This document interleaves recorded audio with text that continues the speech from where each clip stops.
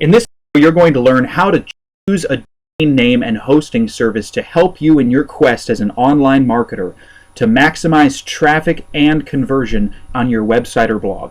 Now, your goal when picking a domain name is to choose a name that not only represents your brand and lets people know what you're about and what's unique about you, but also positions it to influence your customers' minds.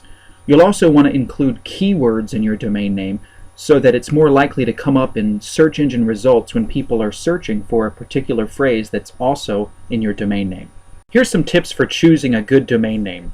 The first is to keep it short. Now, it might be hard to find a domain name that's only 1 word, 2 words, even 3 words, but I would go for 3 if possible, otherwise 4. Keep it memorable, something that's catchy and is going to stand out in people's minds, that's not easily confused. Like I said, make it clear what you're all about and what they're going to get there to the degree that you can. And also something that's hard to misspell. If it's a certain word or your last name or some kind of industry jargon, then keep it simple. Also, it needs to relate to the core of your business. Like I said, it should tell people what you do and what they can expect once you get there. If you do that, you'll be more likely to get people typing it in, coming to your site, and will be a little more pre-qualified and ready to convert once they get there. Once you've brainstormed a couple suitable domain names, the next step is to search and see if they're available or if someone else is using them already. The easiest way to do this is to not bother checking if they're available as you're brainstorming them, but just make a list on a piece of paper as fast as you can of every possible name and variation that would work for you. Then go to the same place you would to purchase a domain name. We'll give you a couple places to go later, and type in the domain name and see if it's available.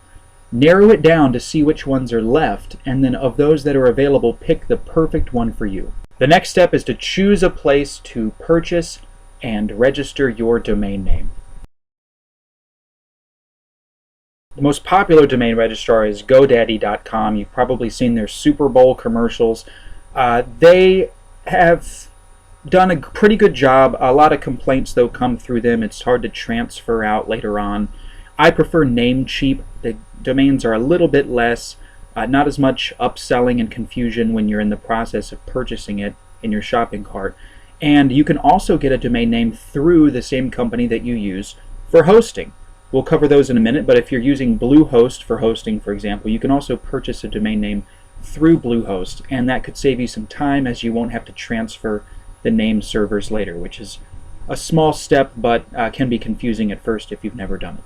Once you've got your domain name taken, then it's time to choose a hosting service. So what exactly is this? Well, I won't bore you too much with the technical details, but long story short is things appear on the internet on certain websites because those websites are hosted, and all of the pages and the words and the images and videos are saved somewhere in the cloud using servers like the one you see here in this picture. So basically you have to pay a certain company a fee each month in order to have your website's content appear on the page when people go there. Now here's a couple criteria to keep in mind when you're choosing a hosting company to use. First, look at the price and what you get for the hosting package that you're ordering. How much can you save online? How much traffic can it handle? If it's just for a small low traffic website, then just look for something that's less expensive but also has important features for you to use. Something that makes it very easy to upload new plugins for your WordPress site, new content, new videos, easy to give access to someone else, easy to create email addresses and forwarding addresses for your domain name. All right, simple to use, and also how good is their help and support. Do a little research on a company first and find out if you run into trouble, will they pick up the phone, will they get back to you within a day or two and answer any questions you have. Now here's a couple hosting companies you can use. GoDaddy offers hosting. Personally, I use Bluehost. It has always met my needs. They allow for unlimited data storage, which is not completely unlimited, but it's more than you probably need unless you're a big internet marketer. You pretty much pay for the whole year in advance, and you can host as many domains as you want just with one account. So basically, why pay $10 a month per website if you can just pay $120 a year or whatever and have as many websites as you want. HostGator is very similar to Bluehost, and there's also 3 new ones on the scene worth looking into: JustHost, iPage, and Arvix.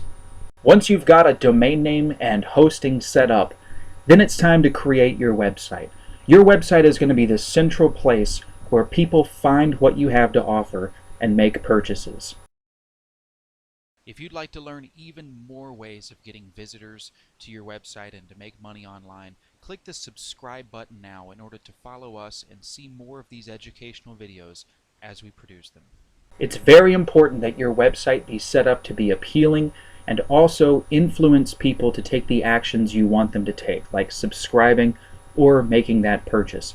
So in order to find out new ways of getting people to your site or helping them to subscribe or turn into a sale, click the subscribe button here and follow us for more educational videos as we come out with them.